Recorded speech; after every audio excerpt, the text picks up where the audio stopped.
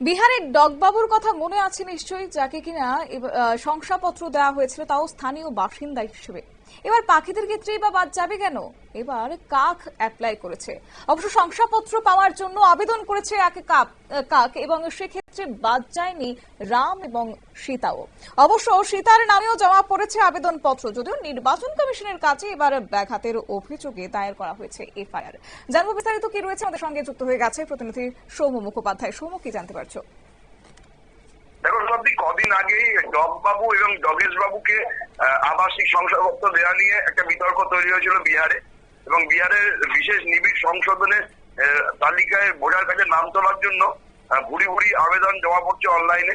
এবং সেই আবেদন পত্রে দেখা গেছে যে বিহারের খাগাড়িয়া জেলার একাধিক প্রান্ত থেকে অদ্ভুত সব নাম আসতে শুরু করেছে।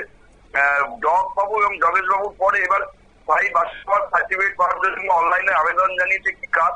তার নামের জায়গায় লেখা রয়েছে যে কাউয়া, আমার নাম কাউয়া সিং, এবং ছবির জায়গায় সাজানো হয়েছে কাকের একটা ছবি। গত বছরের 12ই ডিসেম্বর এই আবেদন জানানো হয়েছিল বলে জানা গেছে নির্বাচন কমিশন সূত্রে। এবং একইভাবে ভগবান রাম এবং সীতার কাছ থেকেও আবেদন এসছে।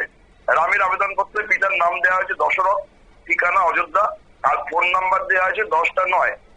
এই বিষয়ে কাগারিয়া যে আধিকারিক আছেন নির্বাচন কমিশনের, সেই আমির হোসেন জানান যে ওই বিদ্যুতের আবেদনপত্র ইতিমধ্যেই খারিজ করা হয়েছে, এবং প্রশাসনের সাথে এই যে মশকরা করার চেষ্টা করছে কিছু অজ্ঞাত পরিচয় ব্যক্তি, এইটাকে রুখতে যারা এই ধরনের আবেদন করেছে তাদের নামে একাধিক দ্বারা এফআইআর দায়ের করা হয়েছে, এবং যারা এই ধরনের কাণ্ড ঘটাচ্ছে তাদের কোনোভাবেই রেয়াত করা হবে না বলে জানিয়েছে প্রশাসন। তাদের খুঁজে বার করে কড়া শাস্তি দেওয়া হবে। যদিও এই ধরনের যে আবেদন আছে তাতে বিরোধীদের চক্রান্ত বলেই অভিযোগ করা হয়েছে বিরোধীদের তরফ থেকে। বিষয়টি নিয়ে তুমুল উত্তেজনা দেখা দিয়েছে। শতাব্দী, ধন্যবাদ। অর্থাৎ এই আবেদনের পর নির্বাচন কমিশনের বিরুদ্ধে একটা অভিযোগের আঙুল উঠছিল, যদিও এই মুহূর্তে সেই আবেদন খারিজ করা হয়েছে। এবং এই ঘটনার পেছনে কারা জড়িত রয়েছে, কারাই বা প্রশাসনকে এক প্রকার বিভ্রান্ত করার চেষ্টা করছে, তা নিয়ে অবশ্য তদন্ত করে দেখা হবে বলে জানা গেছে। নিয়ে নিচ্ছে ছোট্ট একটি বিজ্ঞাপন, বিরতির সঙ্গে থাকুন।